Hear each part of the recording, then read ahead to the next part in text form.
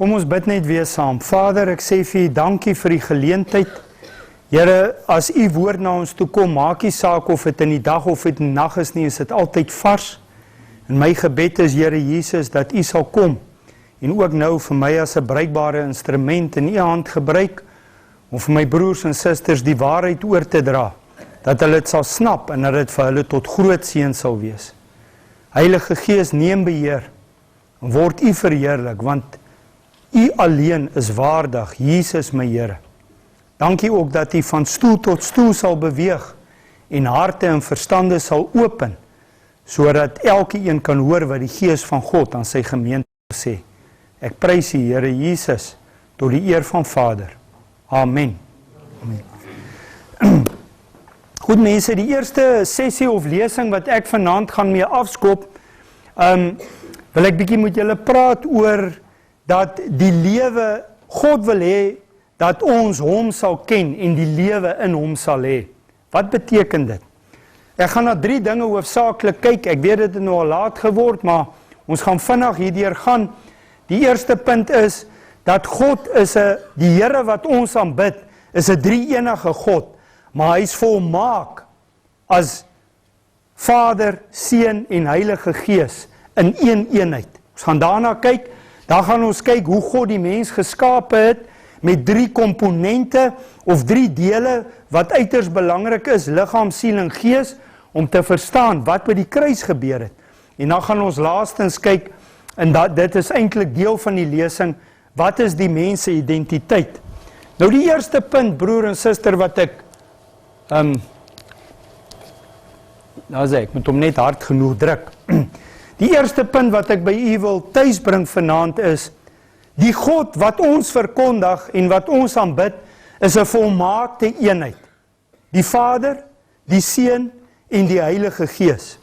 Maar as julle na daai skets kyk wat daar is, heel bo staan, die Vader is nie die Seun nie. Baie belangrik. En daar staan na onder toe, die Vader is nie die Gees nie. En net so staan heel regs, die Seun is nie die Gees nie. Maar as julle na die middel toe kyk, wat sien julle? Die Vader en die Seun en die Gees. Die Vader, die Seun en die Gees is God. Al 3 is wel God, alhoewel die een nie die ander een is nie. En dis baie belangrik om te snap. Ek wil dit gou so aan die begin van die skepping gesê het, laat ons die mens maak na ons beeld. Toe bedoel God, hy sê, ek, die Vader, my Seun en die Heilige Gees, laat ons die mens maak na ons beeld. 'n volmaakte eenheid. Ek wil dit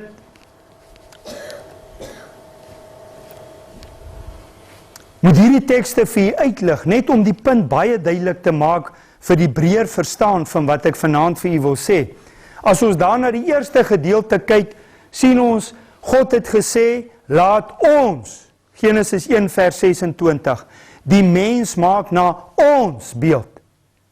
Die vraag is, hoe is die beeld van God? As ons dit vir mekaar sê. Hoe is die beeld van God? Laat ons die mens maak na ons beeld, ons gaan daarby uitkom nou.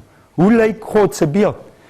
In Johannes 17, dis die aand voor Jesus gevang word, Judas moet die soldate is op pad om hom te vang, dat hy die volgende dag gekruisig word, en Jesus praat met sy disippels, en hy bid eers met sy Vader, en hy sê, ek kom na u toe, Heilige Vader, bewaar in u naam, die wat u my gegee het, sodat hulle een kan wees. Net soos ons een is.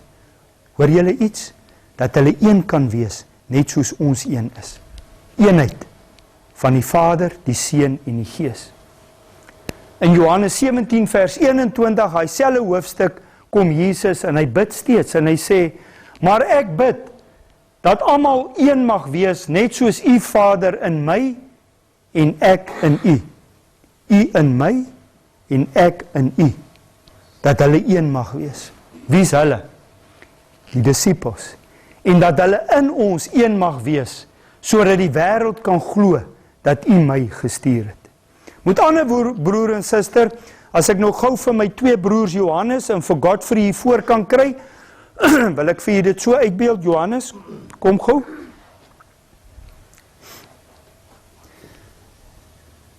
God is 'n drie-eenheid, vat Johannes aan. God is 'n drie-eenheid, die Vader, die Seun en die Heilige Gees. Dis nou net 'n uitbeelding. Die Vader, die Seun en die Heilige Gees. En wat hierdie tekste vir ons sê is, hulle is volmaak een. Kyk hierso. Staan bietjie uit, hou julle die hande, laat hulle sien. Hulle is een, en tog is hulle afsonderlik drie. Maar die Vader is nie die Seun nie, en die Seun is nie die Gees nie, en die Vader is nie die Gees nie, en die Gees is nie die Vader nie. Tog is hulle een. Daar's geen ander godsdiens in die wêreld, geen ander geloof wat dit so het nie. 'n Volmaakte eenheid. En Jesus kom en hy sê, Vader, ek bid, voor hy gevang word, dat hulle, wat U my gegee het, dat hulle ook een sal wees, soos ons een is. Nou is die vraag, hoekom sê Jesus dit? Hy skiet terug, na wat aan die begin van die skepping gebeur het. En ek wil dit vir u uitbeeld vanaand, en spesifiek kom wys. Sit julle net gou weer hierso, maar julle moet sommer net so sit, ek gaan julle nou weer roep, om dit te demonstreer. Toe God kom en hy sê, right, Vader, Seun, Heilige Gees, kom ons maak die mens na ons beeld. Staan daar in Genesis 1 vers 27, God het gesê, laat ons die mens maak as ons verteenwoordiger, né? Laat hy ons verteenwoordiger wees, as beeld van God het hy die mens geskep, man en vrou het hy hulle geskep. Nou is die vraag, wat was die beeld van God waarin hy die mens geskep het? Kan julle vir my sê? Hoe lyk daai beeld? Want weet julle wat, as ek en julle almal na die beeld van God geskep is, en ons al 80 wat hier is, lyk nie een na die ander een. Nie een van ons lyk soos enige iemand anders hierso nie. Ons is dan nou na die beeld van God geskep. Hoe verduidelik ons dit? Hoe lyk daai beeld van God? Julle sien, toe God die mens skep na sy beeld,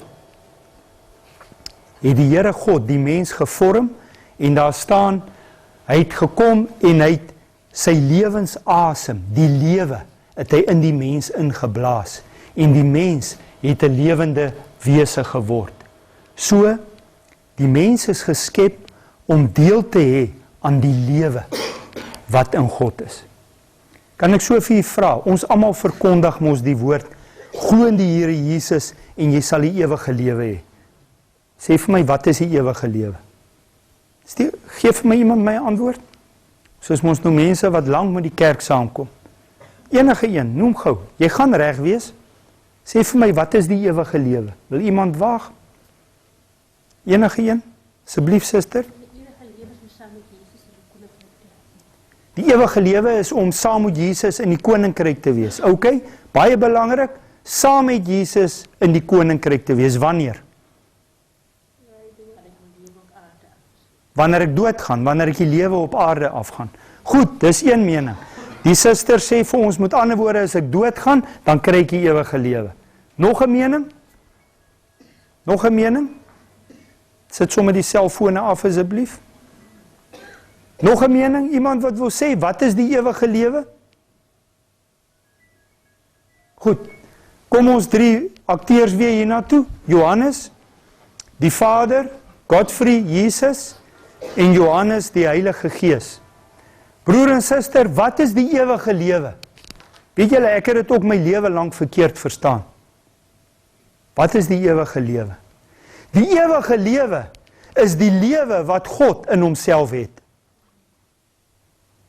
Kan ek dit weer sê? Die ewige lewe is die lewe wat God in homself het. Daarom laat hy gesê het, laat ons wat die lewe het. Die mens maak na ons beeld. Hoe gaan die mens ons verteenwoordiger op aarde wees? Hoe gaan hy na ons beeld geskape wees? Ons gaan vir hom die lewe gee wat in ons is. Die ewige lewe. En hy maak vir Adam.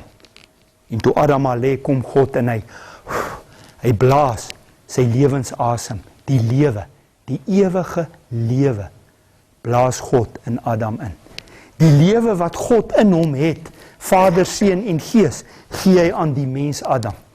Die lewe wat God in homself het. En ons lees daar, dat die mens het 'n lewende wese geword.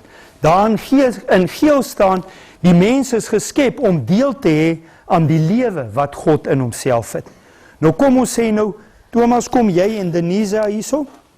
Hierso is Adam en hier is Eva. God maak vir Adam en Eva. God gee hulle die lewe wat hy in homself het. Nou met julle twee is ons nou man en vrou. Kom nou hierso. Wat gebeur? Kyk aan. Wat gebeur? Adam en Eva, toe God hulle geskape het, en hy blaas sy lewensasem in hulle in, toe kry hulle die lewe saam met God. En as ek in Genesis 3 lees, dan lees ek, God het in die aandwindjie gewandel, en wat doen hy? Hy sê, Adam, Eva, waar is julle? En dan kom God, en Adam en Eva, want hulle is 'n eenheid, want die lewe lê in die eenheid. En God, Vader, Seun en Heilige Gees, waar hulle beweeg, hou vas, moenie los nie. Kyk wie beweeg saam met hulle. Kom heeltemal die kant toe. Hulle wandel in die aandwindjie. Die volmaakte eenheid. Vader, Seun, Heilige Gees, saam met Adam en Eva is volmaak. En as hulle in die berge en in die heuwels gaan stap, dan stap hulle in volmaakte eenheid. Want die lewe is in hulle. Die lewe wat God in homself het, is in Adam en Eva. Dis 'n volmaakte verhouding. Broer en suster, dis diep goed wat ons hier praat. Sien nie die prentjie. Wat is die ewige lewe?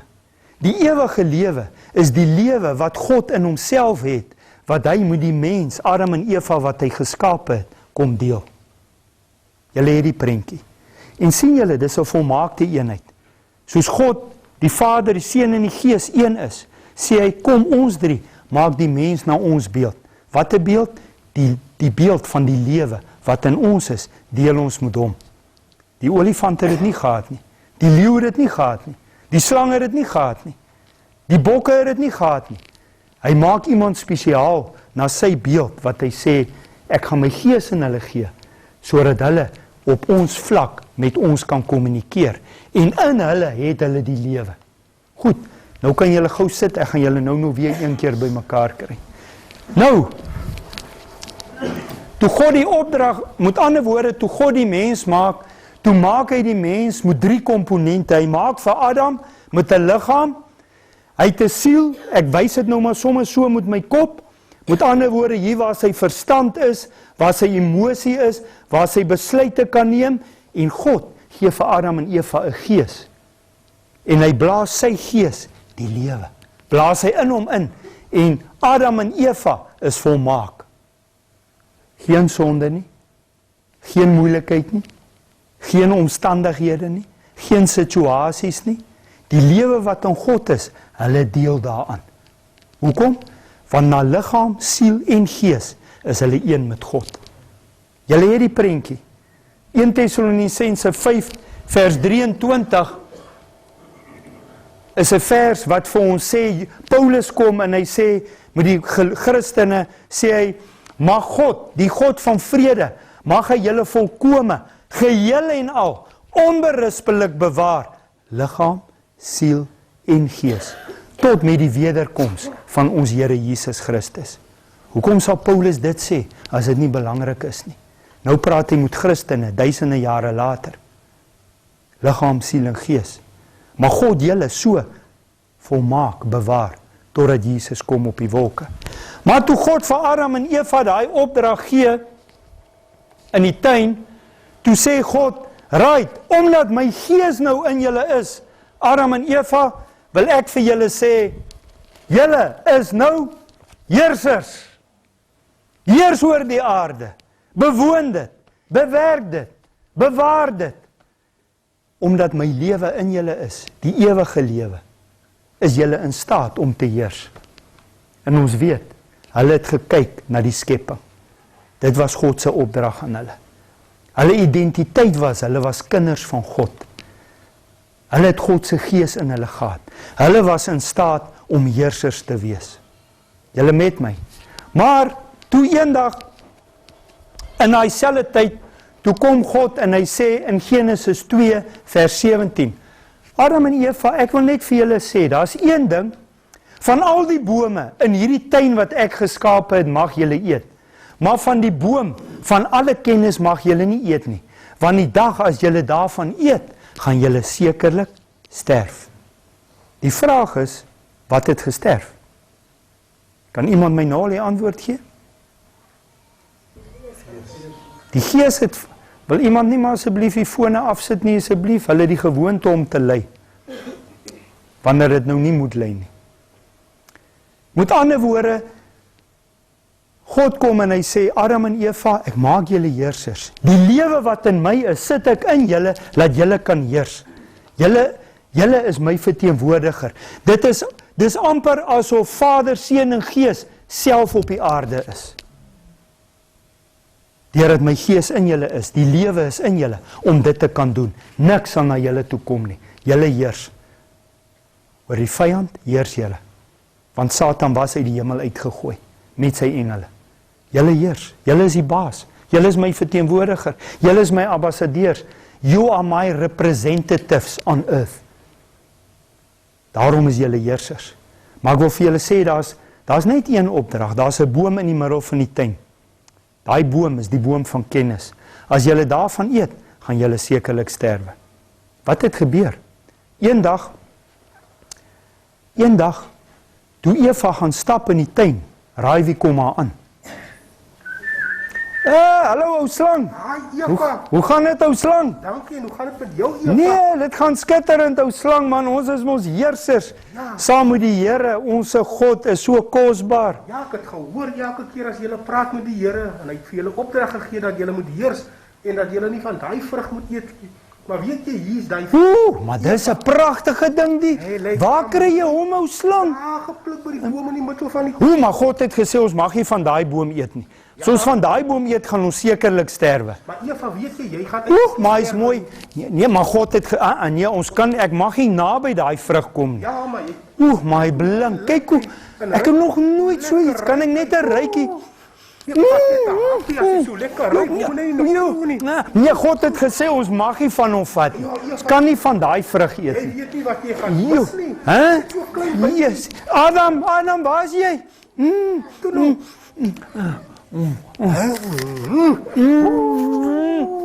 Eva.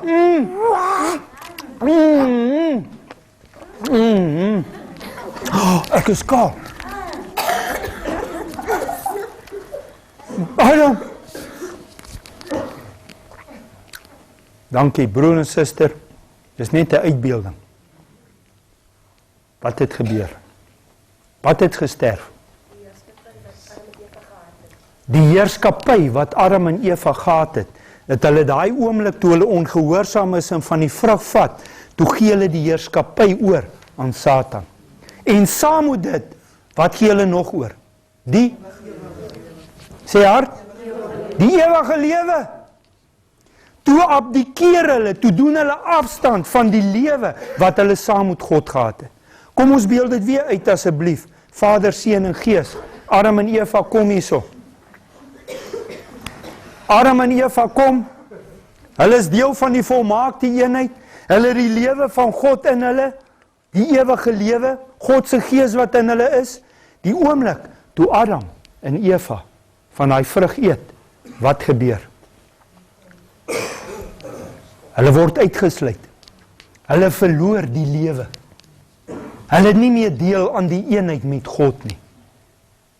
En van daai dag af is hulle op hulle eie. Want sien, God meng nie met ongehoorsaamheid nie. Lewe en dood gaan nie saam nie. Heerskappy en eenheid kan nie met sonde meng nie. Dis wat daar gebeur het. En van daai dag af, dankie, julle kan maar weer sit. Ek gaan nou hulle die laaste keer kry. Van daai dag af, moet Adam en Eva en die mens almal probeer om heerskappy te voer op hulle eie. Met hulle eie lewe. Want die lewe van God is nie meer in hulle nie. Dis wat gebeur het. Soos iemand vroeër gesê het. Die mense eenheid is gebreek. Die gees is dood gegaan. En van daai dag af het die mens net 'n verstand, 'n siel en hy het 'n liggaam waarop hy moet staat maak om te probeer om te heers. En van daai dag af kom die mens en hy gooi in daai leë gat waar die gees is, gooi hy papsak, kanne, dwelms, baklei, messteek, jaloesie, steel, leuns, gierigheid, welis, afgodery, ek kan aangaan. Gooi hy daai goed in daai gat, want hy wil die gat vol hê. Maar die gat word nie vol nie, want die mense hou aan met dit. As dit dan gehelp het, hoekom word die gat nie vol nie? Die gat word nie vol met daai goed nie. Hy soek die lewe, maar daar is nie lewe nie. Daai goed gee hom vir 'n oomblik 'n lekker gevoel, maar dit gee nie die lewe, die ewige lewe nie. Dit gee 'n wêreldse lewe vir 'n oomblik. Maar die ewige lewe, die lewe saam met God, dit short, dis weg. Dis wat in die tuin van Heerden gebeur het. So die mense identiteit moet die sonde val. Want toe God die volgende aankom en hy sê, Adam en Eva, waar is julle? Wat doen Adam en Eva? Hulle kruip weg. Wie is iemand wat wegkruip? Iemand wat skuldig is. Iemand wat vuil is. Iemand wat verwerp is. Iemand wat 'n mislukking is. Iemand wat 'n skande is. Van daai dag af is die mens dit. Want hulle kruip weg. Hulle is vuil en verwerplik voor God. En die identiteit van die mens van daai dag af is hy's 'n sondaar. Hy is nie meer 'n kind van God nie, want hy het nie die gees van God in hom wat die lewe gee nie. En van daai dag af is die mens se lewe doelloos en hy's leeg en hy's hard. Toe ek en hom Pieter net nou hier by JC staan, die opsigter van die terrein, toe sê hy was verlede week 'n man hulle wat hier bedien het, wat nou net van oorsee af kom, en hy sê vir hom, die wêreld is in chaos. Hy kom nou van oorsee af. Hy sê die mense lewe of hulle nie meer doel het nie. Hulle lewens is leeg. Hulle is goddeloos verby. Dis wat gebeur het as gevolg van die sondeval. Want die lewe van God is nie meer daar nie. In die grootste deel van die mensdom nie. Dis wat die mens gebeur het. Met ander woorde, die gevolg van die gebroke verhouding met God is dat die eenheid met God is gebreek. En die lewe is daar nie meer nie. Soos 'n hartjie wat gebreek is. Hier is ons nou baie jonges, né? Wat gebeur as jou boyfriend jou afsê, Denisia? My hart is gebreek. Dis wat gebeur het met God. Die hart is gebreek. Die liefdesverhouding, want 'n hartjie is liefde, is daar nie meer nie. God kom en hy roep, maar die mens sê, stel nie jou belang nie. God kom en hy klop, maar die mens sê, ek is doof, ek wil nie hoor nie. Dis wat daai prentjie uitbeeld. Daar's 'n gebroke verhouding. Eenheid is daar nie meer nie. Daai man en vrou wat daar uitbeeld is, maar net ons en God is rug teen rug. Ons het nie meer met mekaar te doen nie. Ons stamp rug teen rug. Is 'n gebroke verhouding waar daar nie meer eenheid en lewe is nie. Nou wat is die gevolg van die gebroke verhouding? En hierdie is vir my die belangrikste. Die mens verloor die volmaakte lewe. Ek lees gisteraan daai teks in Efesiërs 2 vers 1. Ek het hom al voorheen gelees, maar die eerste keer tref vir my. Paulus kom en hy skryf in Efesiërs 2 vers 1 en hy sê, julle was dood, ewige dood, nie ewige lewe nie. Julle was dood, as gevolg van julle oortredings en julle sondes, wat voorheen julle lewenswyse gekenmerk het. Daai gees was nie meer daar nie. Die eenheid was nie meer daar nie. Dit was dood in jou. Julle was dood. Hy praat nou wel hier met Christene, maar dit sê vir ons hoe het die lewe gelyk voor hulle Christene geword het. Daar's 'n ander teks wat ons almal ken, want alle mense het gesondig en dit ontbreek. Dit ontbreek, dit beteken dit is nie meer daar nie. Die heerlikheid van God is wat? Dis die lewe saam met God. Die lewe saam met God is daar nie meer nie. Dit wat heerlik is, die lewe saam met God, is nie meer daar nie. Daai vers, Romeine 5 vers 12 sê, daarom soos deur een mens, soos deur een mens, Adam, die sonde in die wêreld gekom het, en deur die sonde die dood, en so die dood, wat 'n dood? Die ewige dood, tot alle mense deurgedring het, tot alle mense deurgedring het, omdat almal gesondig het. My broer en suster, As 'n moslim gebore word, 'n kleintjie van 'n moslim, dan word hy gebore en hy's 'n moslim. As 'n hindoe se babietjie gebore word, dan is dit 'n klein hindoetjie. As 'n Jehovah Witness 'n babietjie gebore word, is hy 'n Jehovah Witness. As 'n Christen mammie en pappie se babietjie gebore word, dan is hy 'n sondaar. Dis wat daar staan. Alle mense het gesondig, omdat een mens gesondig het. En daai sonde van hom, toe hy die kroon in die lewe verloor het deurgedring na alle mense toe. As jou kind gebore word, word hy in sonde ontvang en gebore. Hy word as 'n sondaar gebore. Baie mense dink, omdat ons Christene is, en my kind word gebore, nou is hy ook 'n Christen. Dis so goed om te sê, ek is in 'n garage gebore, nou is ek 'n kar. Dis mos nie die waarheid nie. Verstaan julle? Want die loon van die sonde is sien julle, wat is die boodskap wat aan mekaar deurkom? Dood, dood, dood, dood. Ons het begin om te sê, God se doel is in die eenheid lê die lewe, die lewe, die lewe, die ewige lewe. Dis wat hy bedoel het, die mens moet hê, die volmaakte lewe in hom. Nou is die vraag, is daar 'n uitweg? Want broer en suster, as daar nie 'n uitweg is nie, dan mors ek en julle mekaar se tyd hierso. Dan moet ons sê, kom ons gaan steekie vuur aan, ons braai 'n worsie. Ons mors mekaar se tyd. Is daar 'n uitweg? Is daar enigstens 'n kans of 'n moontlikheid om weer die lewe te kan verkry? Want anders wil ek vir u sê, is die lewe regtig doelloos, koersloos, hopeloos, uitsigloos. As daar nie 'n kans is om weer die lewe te kry nie. Is daar so 'n kans? Die Bybel sê, Romeine 6, vers 23, die genadegawe wat God gee is vir wie? Vir ons. Die genadegawe, die geskenk wat God kom gee, is die ewige lewe. Broer en suster, jy kan dit nie verdien nie. Baie van ons dink oor 'n kerk loop. Nee, my broer, is jy kind van die Here? My broer, ek loop kerk. Jy met jou kerk gaan hel toe. Kerk kan jou nie red nie. My naam staan in die boek van die kerk. Dit is so goed om te sê, my naam staan daarso in die register by die skool. Kan jou nie red nie.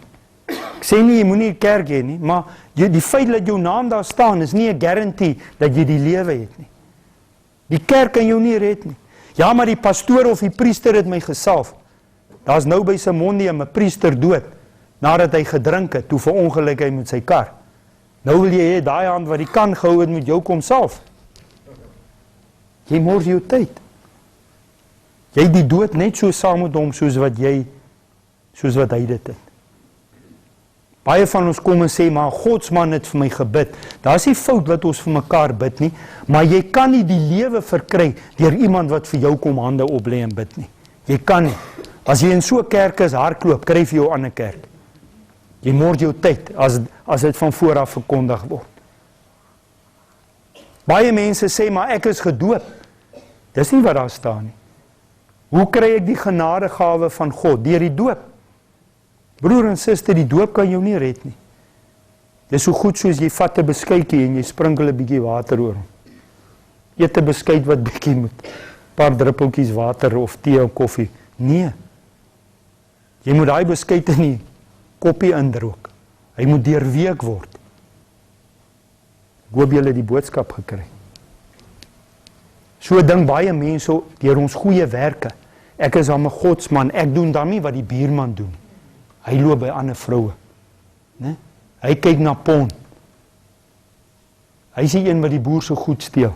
Ek is aan nie so nie, ek is aan 'n goeie ou. Goeie mense gaan nie hemel toe nie. Net gelowiges gaan. Die hel gaan vol goeie mense sit. Want as goeie mense hemel toe gaan, broer en suster, dan Stellenbosch waar ek is moslims wat baie goeie mense is. Hulle is 'n voorbeeld die manier hoe hulle lewe. Wens baie Christene kan so lewe. Dan beteken dit hulle moet ook hemel toe gaan. Daar in die straat waar ek eers gebly het, is 'n Duitser wat daar bly. Is regtig 'n goeie man, hy en sy vrou. Hulle doen meer as wat baie Christene vir hulle medemense doen. Maar hulle gaan hel toe. Goeie mense gaan nie hemel toe nie. Die genadegawe wat God gee, is die ewige lewe. En hierdie ewige lewe is 'n geskenk.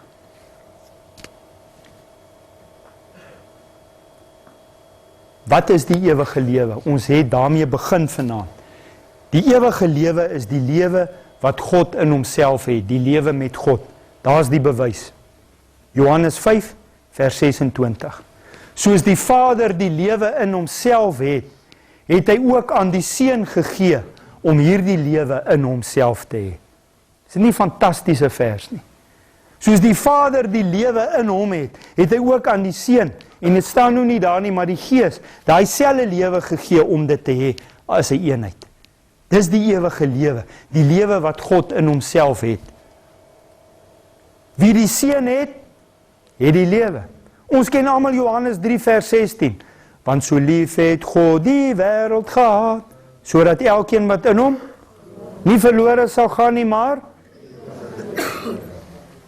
ewige lewe sal hê. Die lewe, ewige lewe, is deur die Seun.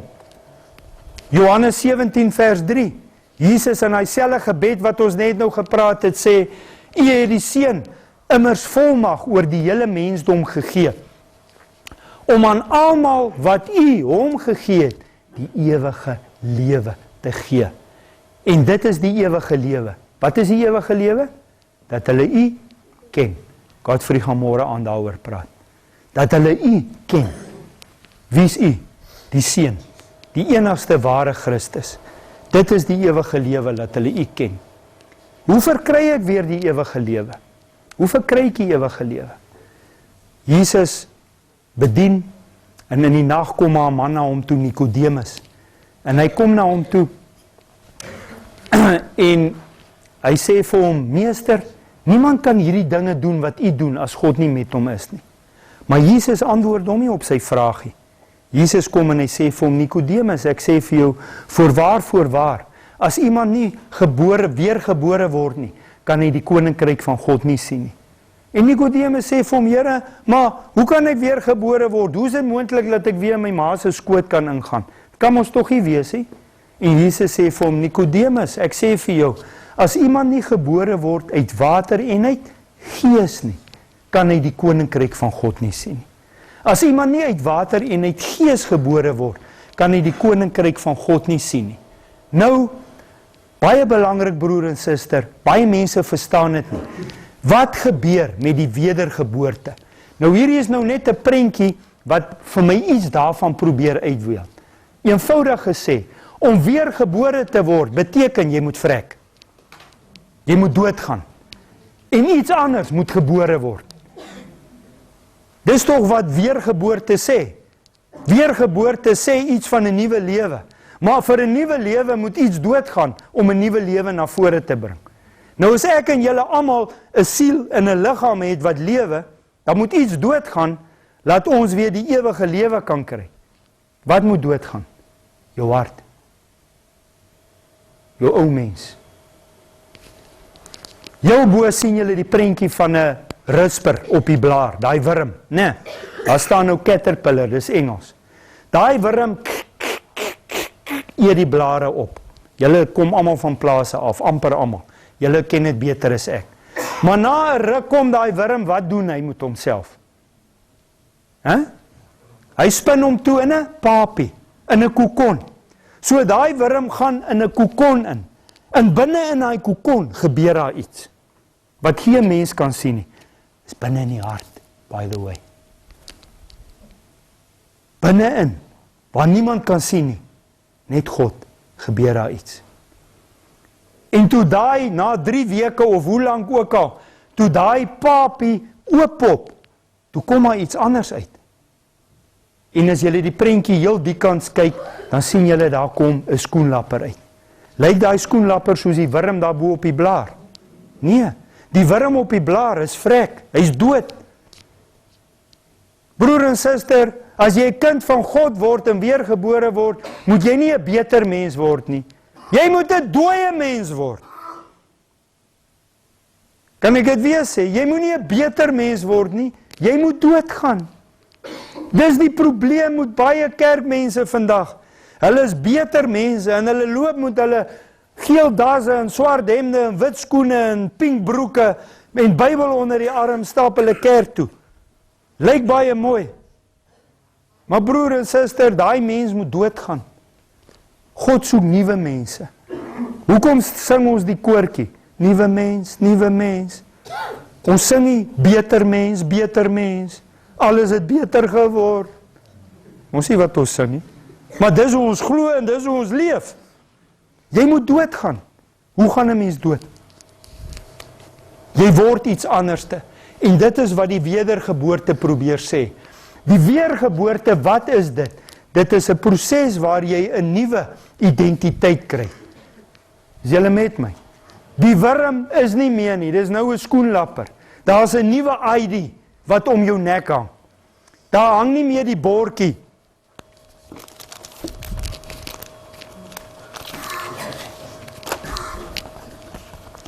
Onthou julle wat ek gesê het? Daar hang nie meer die bordjie sondaar nie. Die sondaar gaan dood. Dis 'n proses waar iets nuuts gebore word. Daar moet iets gebeur wat jou 'n nuwe ID gee. Punt van God.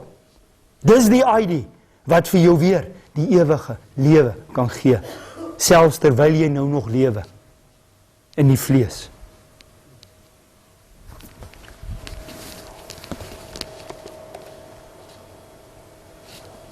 Die weergeboorte is 'n geestelike geboorte wat van bo afkom. Dis 'n geboorte van bo af. Dis 'n geboorte wat God gee. Dis iets wat in jou hart gebeur. Waar het daai wurm, daai risper, gechange na 'n skoenlapper toe? Binne in die kokonnetjie en die papie. Kan mense dit sien? As hy daar in die tak hang, kan dit nie sien nie. Geen mens weet wat daar binne gebeur nie, maar jy weet, daar gebeur iets. Dis hoe die weergeboorte werk. Van Heerden kom, hy sê, Here, ek is 'n sondaar. Ek kan myself nie nuut maak nie. Ek kan myself nie beter maak nie. Here, U moet dit kom doen. Kom werk in my hart. Daar waar niemand kan sien nie. Binne in die kokon. Binne in die papie. Moet God 'n change kom maak. Dis die geboorte van bo af. Die weergeboorte. En weet julle wat gebeur daar? Dis die weergeboorte is iets wat God doen, waar die ewige lewe weer getransfer word, oorgedra word aan 'n persoon wat glo. Dis soos om bank toe te gaan. En ek kom bank toe en ek vul 'n strokie in. En ek sê, ek wil R500 oordra na John se rekening toe. Nou kom die ou by die komputer en hy slaan daar in. En hy gee my 'n strokie, hy sê dis gedoen. R500 uit my rekening, oorgedra in John se rekening. Dis 'n transfer, dis oorgedra. Die weergeboorte is waar God kom en hy dra die ewige lewe van hom af weer oor na jou toe. Soos wat dit bedoel is by Adam en Eva. Dis wat die weergeboorte is. En die laaste punt wat ek wil noem, dis 'n geboorte waar jou sonde vergewe word en waar jy weer in 'n lewende verhouding met God kom. Kom ons skryf weer ons 3 akteurs hierso. Gaan nou klaar maak. Hier kom ons 3 akteurs. God is volmaakte eenheid. Hy is rein, hy is heilig. Hy het die ewige lewe, hy het die lewe in homself. En God die Vader kom vanweë sy liefde, want so lief het God die wêreld gehad, vir my en vir julle.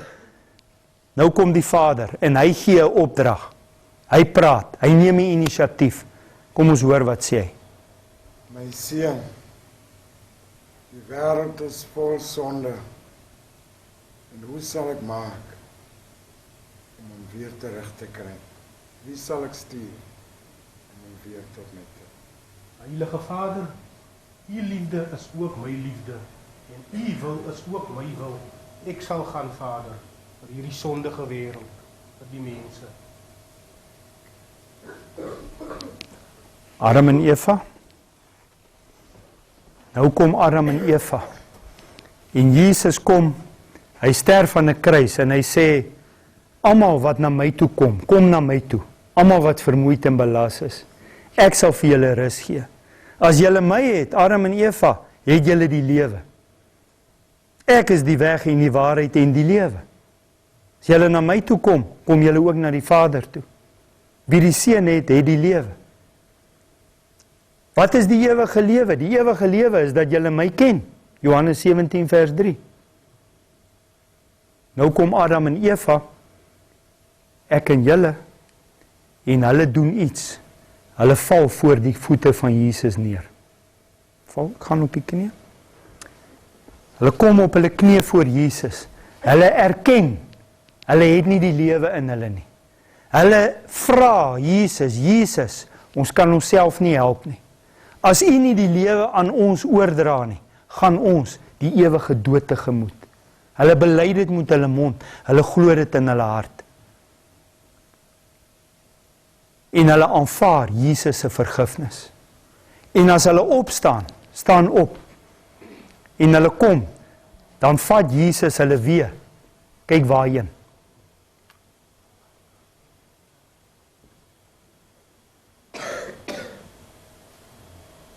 Die eenheid is herstel. Die ewige lewe het gekom vir Adam en Eva, vir my en vir julle. Nie eers eendag as ek doodgaan nie. Nou, soos van Heerden vanaand hier voor julle staan, het ek die ewige lewe nou. Ek het die lewe saam met God. Hy is in my. As ek kamp toe ry, wie gaan saam met my? As ek Spar toe gaan, wie gaan saam met my? As ek en my kinders beach toe gaan, wie gaan saam met my? As ek op my knie gaan, wie saam met my daar? As ek my seun tigtig, wie saam met my daar? As ek bank toe gaan en ek moet gaan praat oor my geld, wie saam met my daar? As ek na die persoon toe gaan wat nie my hand wil skud nie, wie gaan saam met my? Hoekom? Die ewige lewe is die lewe saam met God.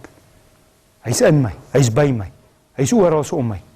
En dis wat God probeer sê. Daarom kom hy en hy sê, Vader, ek bid dat diegene wat U my gegee het, dat U hulle sal bewaar en hulle een sal maak soos ons een is. Het julle dit? Broer en suster, is dit nie iets om excited oor te wees nie? Soos ons vandag op 18 Oktober 2011 rondbeweeg in die Weskaap waar ons is, en dit het met jou gebeur wat jy hier gedoen het. Moenie laat iemand jou alleen vertel nie, die lewe van God, jy het dit. Die ewige lewe. Dis in jou, dis by jou, dis saam met jou. Dis nie eers iets wat jy eendag kry nie. En dit maak, want ek kom net goed kry.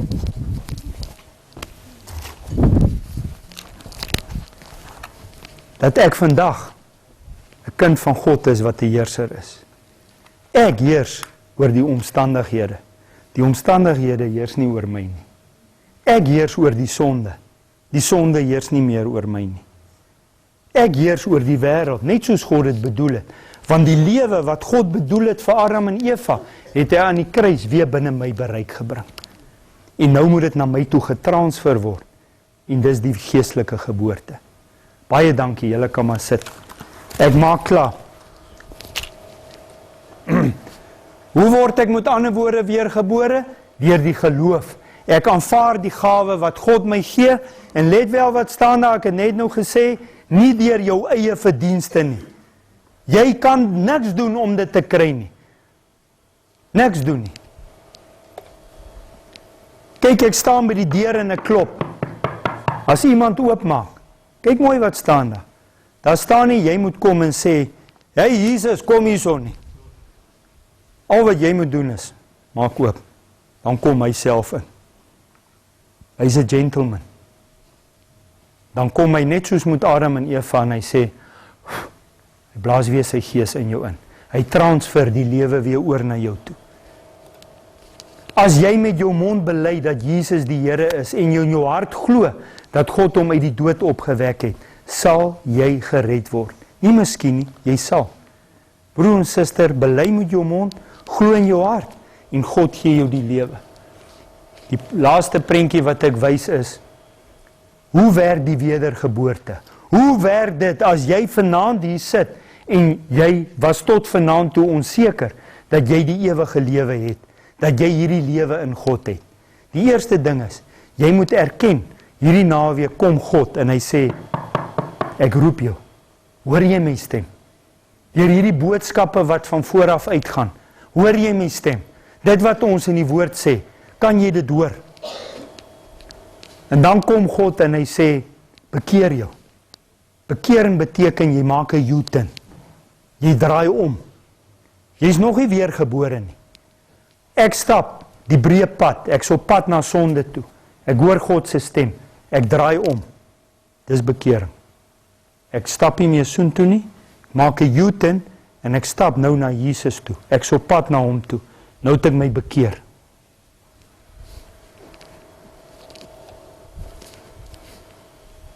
Dan kom ek wat hulle in Engels sê, repentance. Ek kom, dit wat Adam en Eva hier kom doen het. En ek kom kniel en sê, Here, ek is spyt oor my sonde toestand. My identiteit is vieslik voor U. Ek begeer weer daai lewe wat U vir my gegee het. Vader, ek kan dit nie uit eie verdienste kry nie. Jesus, kom gee dit vir my. Kom vul my. Jy het berou oor jou sonde. En dan kom Jesus, as jy dit voor die gekruisigde bely, en hy sê, my kind, ek spreek jou vry. Net soos in 'n hof. Ek spreek jou vry. Dis hoekom ek aan 'n kruis gehang het. Maak my toe onder die bloed. Die bloed, maak my vry. Jy word vrygespreek, en nou word jy weer gebore, en die duif is 'n simbool van die Gees, en die Gees kom weer woon in jou. En Jesus sê, welkom in die huis van my Vader. Net soos dit bedoel is met Adam en Eva, kom, ek herstel die verhouding. Kom kry die lewe by God. Met ander woorde, die weergebore mens is 'n nuwe mens, want Jesus woon nou in jou hart. Daai gat wat daar was, kom hy deur sy Gees en hy vul. Broer en suster, dis die evangelie van Jesus Christus, wat ek vanaand met julle gedeel het. Dis hoe dit werk. En nou, laaste prentjie, is ek herstel as 'n heerser met God. Dis wat Petrus vir ons sê. Julle wat dit mee gebeur het, julle is 'n uitverkore geslag, 'n koninklike priesterdom, 'n heilige volk, 'n volk as eiendom van God verkry. Begeer julle nie dit ookie? Jy nie ook sekerheid het dat jy dit het nie. Miskien jy op die kamp gekom, jy's baie eerste kampers, jy was onseker. My broer en suster, al hierdie tekste sê vir jou, jy hoef nie onseker te wees nie. As daar dan een ding is hierdie naweek, laat jy Sondag huis toe gaan met die wete, ek is 'n kind van God. Ek het die lewe saam met God. En gaan leef 'n lewe van oorwinning. So Here, ek wil bid dat as ons ook nou in ons groepies gaan, dat U asseblief vir ons leiding sal gee, om in gees en in waarheid hierdie dinge te bedink en te bepraat, sodat U naam groot gemaak en U eer gesoek sal word. Here, begelei elke een in Jesus se naam. Amen.